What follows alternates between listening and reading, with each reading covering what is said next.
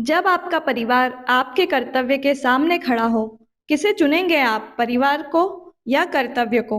आज की कहानी के नायक के सामने यही चुनौती है और उसने कैसे अर्जुन की तरह अपना कर्तव्य चुना, आइए जानते हैं। फिल्म की शुरुआत में हमें झामली नामक जगह में रात में कुछ पुलिस कांस्टेबल्स को अपने एसएचओ पवन सर का 40वां जन्मदिन मनाते हुए दिखाया जाता है, जिनमें से एक अशोक पवन का बहुत करीबी है और उसकी तारीफ कर रहा है। साथ ही गिफ्ट में वो वाइट शूज लेकर आया है क्योंकि पवन को सफेद जूते पहनना पसंद है और उसने पुलिस यूनिफॉर्म पर भी सफेद जूते ही पहने हुए हैं। पवन के घर से उसकी वाइफ वर्षा उसे बर्थडे विश करने के लिए कॉल करती है और उसने पवन के लिए खीर बनाई हुई है। पवन उसे ड्यूटी खत्म करते ही घर आएगा, ऐसा कहता है। यहाँ हमें पता चलता है कि उसका एक भाई और पिता उनके साथ ही रहते हैं। उन सभी पुलिस ऑफिसर्स की ड्यूटी पत्रकार रीमा दत्ता की सुरक्षा में लगी है, जो आज झामली में ट्रेन से आई हैं। दो बाइक सवार लड़के रास्ते में उनकी गाड़ियों को ओवरटेक करते हैं और रीमा दत्ता की गोली मारकर हत्या कर देते हैं, जिनमें से एक लड़के को पवन मार गिराता है और एक वहां से भाग निकलता है। यहाँ अशोक घायल हो जाता है। सुबह पुलिस स्टेशन के बाहर मीडिया वालों का जमावड़ा लगा हुआ है। पवन का सीनियर ऑफिसर केशव उसे सस्पेंड कर रहा है क्योंकि उस पर ऊपर से प्रेशर है, पर पवन उससे 7 दिन का टाइम मांगता है और कहता है कि अगर इस बीच उसने चार्जशीट जमा नहीं की तो वो खुद आकर अपना सस्पेंशन लेटर ले जाएगा। पवन अपने घर पहुंचता है, जहां उसे पता चलता है कि उसका भाई दीपक एक लड़की प्रीति के साथ भाग गया है और लड़की का भाई कुछ लोगों के साथ उसके घर आए हुए हैं और उसके पापा को कहता है कि प्रीति घर नहीं आई तो वो पंचायत बुलवाएगा। साथ ही दीपक को मारने की धमकी देता है। पवन अपनी पत्नी से दीपक के फोन, दोस्तों और सभी के बारे में पूछता है। पवन घर और झामली के मुद्दे सुलझाने की वजह से परेशान है। तभी वहां उसका बेटा उसे बर्थडे विश करने आता है और गिफ्ट में वो भी उसके लिए व्हाइट शूज ही लाया है। पवन वहां से दीपक को ढूंढने निकल जाता है। दीपक के एक दोस्त के घर पहुंचकर उसके और प्रीति के बारे में पूछता है, जिस पर दीपक का दोस्त बोलता है कि उसे इस बारे में कुछ नहीं पता। अगले सीन में एक बहुत बड़ी सभा में हमें बहुत सारे लोगों को दिखाया जा रहा है, जहां आनंद श्री नाम के व्यक्ति सभी को कैसे खुश रहना है इस बात पर भाषण दे रहे हैं और कह रहे हैं कि आनंद तुम्हारे अंदर ही है।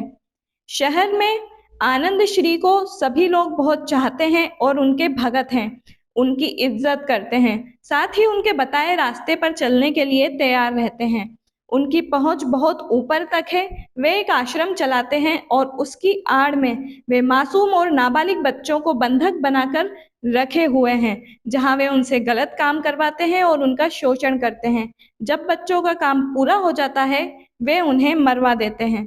अब आनंद श्री के गुंडे हरपाल नाम के लड़के के पास उसे मारने आए हुए हैं। उन्होंने ही हरपाल को वहां छुपाया हुआ था। हरपाल उन्हीं दो लड़कों में से एक है जिसने पत्रकार रीमा दत्ता की गोली मारकर हत्या की थी। आनंद श्री के कहने पर ही रीमा दत्ता की हत्या हुई थी, क्योंकि वो आनंद श्री पर लगे नाबालिग लड़कों की गुमशुदगी के आरोप के बारे में छानबीन कर रही थी और इसी सिलसिले में वह झामली आई हुई थी। हरपाल उन गुंडों पर हमला कर देता है और वहां से भाग निकलता है। अगली सुबह पवन अशोक से मिलने हॉस्पिटल आया हुआ है, जहां अशोक उसे कहता है कि उन्हें ये केस नहीं लेना चाहिए था और पवन दीपक के बारे में अशोक को बताता है और उसके बारे में पता करवाने के लिए बोलता है।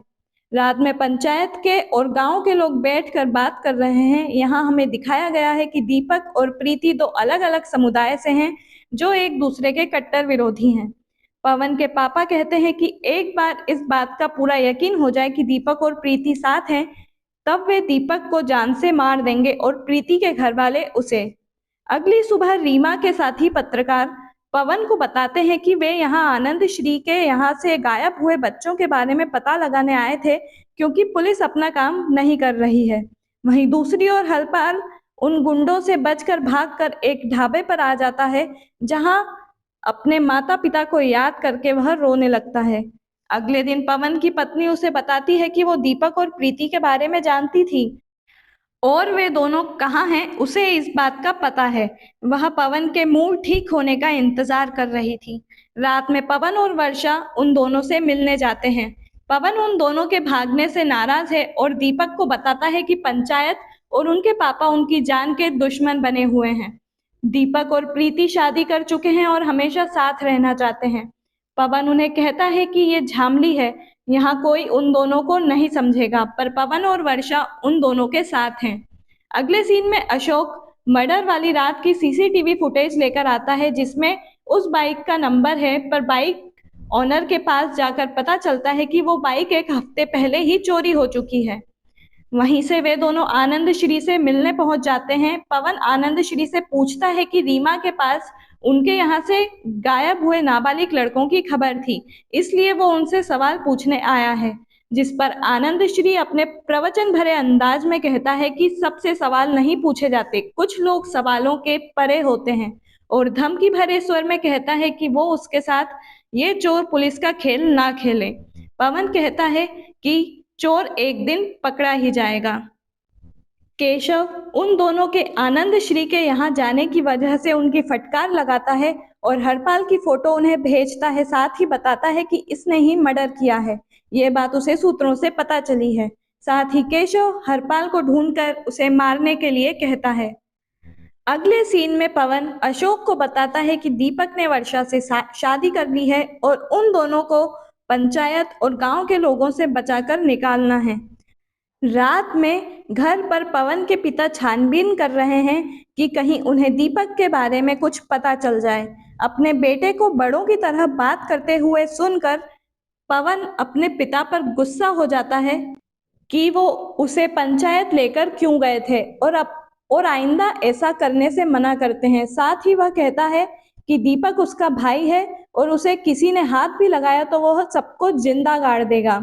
आधी रात को ही पवन हरपाल के पिता दामोदर से मिलने पहुंच जाता है, जहां वो बताते हैं कि वो लोग भी आनंद श्री को बहुत मानते हैं। उनकी कोई 10 साल तक संतान न होने पर वो आनंद श्री के पास गए और उनको आनंद श्री ने आशीर्वाद दिया कि अब जो भी बालक होगा वो उन्हें उनको देना होगा, और हरपाल 10 साल की उम्र से ही आनंद श्री के साथ है। जिस पर पवन बोलता है कि हरपाल गायब है और उसके मिलते ही पुलिस उसे गोली मार देगी। अगर उसे बचाना है तो उसकी गुमशुदगी की खबर लिखवानी होगी, और वो भी आनंद श्री के खिलाफ, और इस बात के लिए दामोदर मान जाता है। अशोक उसे ऐसा करने से रोकता है, पर पवन उस मासूम बालक को बचाना चाहता है। पुलिस हरपाल को सब जगह ढूंढ रही है और उन्हें वह एक बस में मिल जाता है। पवन हरपाल के पास जाता है, उससे पूछता है कि क्या उसने पत्रकार को मारा है, जिस पर हरपाल डर के मारे रोने लगता है और बताता है कि आनंद श्री के कहने पर उसने ऐसा किया है क्योंकि वो वहां उसके साथ मार पिटाई और गलत काम किया करते थे। उससे कहा गया था कि मर्डर करने पर उसे वहां से जाने दिया जाएगा, पर अब वो लोग उसे मार डालना चाहते हैं। पवन उसे बोलता है कि उसे कुछ नहीं होगा और कल उसे कोर्ट में पेश करने की बात अशोक को कहता है। अशोक बार बार उसे ये बात केशव को बताने के लिए कहता है। अगले दिन पवन कोर्ट में पेशी के लिए नंबर लगाता है, तभी वो देखता है कि केशव वहां आकर हरपाल को अपने साथ ले जा रहा है और उसके पीछे जाता है। फोन पर केशव को पवन बताता है कि उसके पास हरपाल की गुमशुदगी की एफआईआर और आनंद श्री के खिलाफ उसका कबूलनामा भी है, जिस पर केशव गाड़ी रोकता है। दोनों में बहस होती है। केशव आनंद श्री के लिए भी काम करता है और हरपाल को उसके पास ही ले जा रहा था। पवन कहता है कि अगर उन्होंने हरपाल को छोड़ दिया तो आनंद श्री का नाम इस केस में कहीं नहीं आएगा, और नहीं तो वह चार्जशीट उनके खिलाफ कोर्ट में पेश करेगा। अपने साथ हरपाल को फिर से ले जाता है। अशोक पवन को बात सेटल करने के लिए कहता है। पवन केशव के पास समझौता करने जाता है कि हरपाल को वो राज्य से बाहर सही सलामत पहुंचा देगा और आनंद श्री का नाम केस से बाहर कर देगा। केशव आनंद श्री से पंगा न लेने की बात कहता है, पर पवन की बात से सहमत हो जाता है। बातों बातों में अशोक पवन को कहता है कि मुनव्वर नगर में उसकी बुआ का घर खाली है, वहां प्रीति और दीपक सेफ रहेंगे और हरपाल को खुद वो झामली के बाहर छोड़ आएगा, क्योंकि पवन को दीपक और प्रीति के पास जाना है। साथ ही उसकी प्रेस कॉन्फ्रेंस भी है। हरपाल को पवन कहता है कि उसके घर वाले उसे भूल चुके हैं और अब वो भी झामली लौटकर कभी वापस ना आए, साथ ही नई शुरुआत करे और उसे एक फोन भी वो दे देता है। प्रेस कॉन्फ्रेंस में केशव बताता है कि रीमा दत्ता हत्याकांड की जांच में पाया गया है कि आनंद श्री इसमें बिल्कुल भी इन्वॉल्व नहीं है, जैसा कि पहले उन पर आरोप लगाए गए थे। केशव और पवन बात कर रहे हैं कि सब ठीक से हो गया है और अशोक का फोन भी पवन के पास आया था कि उसने हरपाल को दिल्ली बॉर्डर तक छोड़ दिया है। रात में पवन, वर्षा, दीपक प्रीति के साथ मुनव्वर पहुंचते हैं। पवन उन्हें 2-4 दिन यहीं रुकने को कहने के बाद कहीं और चले जाने को कहता है। साथ ही कहता है कि वे कभी लौटकर वापस ना आए और कहता है कि अब वे उनसे कुछ सालों बाद ही मिलेंगे ताकि उनकी वजह से कोई उन्हें ढूंढ ना ले। वर्षा प्रीति के लिए मंगलसूत्र लाई है। सभी एक दूसरे से मिलकर वहां से चले जाते हैं। पवन और उसके पिता एक दूसरे से नाराज हैं। पवन उन्हें कहता है कि दुनिया चांद पर बसने की तैयारी कर रही है और वे लोग बस पगड़ी बचाने के चक्कर में अपने बालक मार रहे हैं। जिस पर उसके पापा कहते हैं कि पूर्वजों की नाक और पगड़ी बेटों और पोतों से पहले है और दीपक जिस दिन उनके हाथ लगा वो उसे मार देंगे। अगले सीन में पवन अशोक को बता रहा है कि कैसे अर्जुन ने महाभारत में अपनों का सामना किया और अपना कर्तव्य निभाया।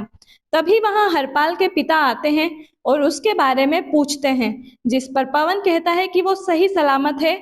उससे बात करवाने के लिए कहने पर पवन फोन लगाता है हरपाल को, पर उसका फोन बंद आता है। रात में गांव वाले और पंचायत के लोग जमा हैं, जहां प्रीति का भाई उन्हें बताता है कि दीपक और प्रीति ने शादी कर ली है, ये बात कंफर्म हो चुकी है और वे लोग मुनव्वर नगर में हैं। सभी तय करते हैं कि 5-5 लोग दोनों समुदाय से जाएंगे। प्रीति का भाई उन्हें मरवाने के लिए एक आदमी का सजेशन देता है, जिसने कई जोड़ों को बड़ी ही बेरहमी से पहले भी मारा हुआ है। पर दीपक के पापा ये काम खुद करना चाहते हैं और प्रीति का वो लोग खुद ही देख लें कि उन्हें कैसे मारना है। वहीं दूसरी ओर हरपाल का फोन अब भी बंद है, जिस पर अशोक कहता है कि वो तो उसे सही सलामत छोड़ आया था और उनके पीछे कोई था भी नहीं। अगले दिन पवन केशव के पास हरपाल के बारे में पूछने जाता है, क्योंकि ये बात पवन, केशव और अशोक को ही पता थी।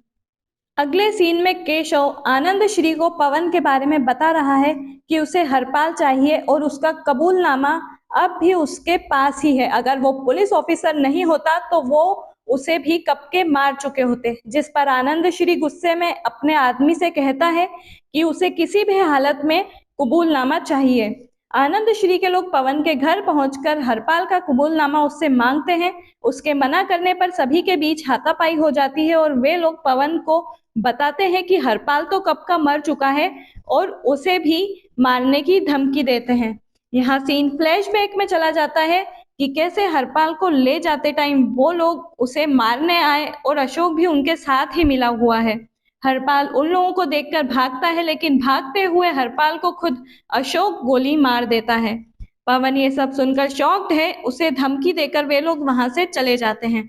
पवन की पत्नी उसे अब कुछ ना करने के लिए कहती है, जिस पर वो कहता है कि वो कोशिश करेगा और अपना कर्तव्य निभाएगा। पवन उसी रात पेपर्स लेकर आनंद श्री के गुंडों के पास जाता है। उसके साथ अशोक भी है। पेपर्स देने के बहाने उनके पास जाकर वो उन गुंडों को गोली मारकर हत्या कर देता है उन लोगों की। अशोक के पूछने पर कि ये सब क्या किया, पवन उसे कहता है कि वो उसे अपना दोस्त मानता था, पर वो आस्तीन का सांप निकला और उसकी पिटाई करता है। यहाँ अशोक बोलता है कि वो उसे तो मार लेगा, पर अपने पिता के साथ क्या करेगा, जिसने खुद अपने बेटे की छाती पर बैठकर उसका गला दबाकर उसे मार डाला है। यहाँ हमें यह भी पता चलता है कि अशोक प्रीति के समुदाय से था।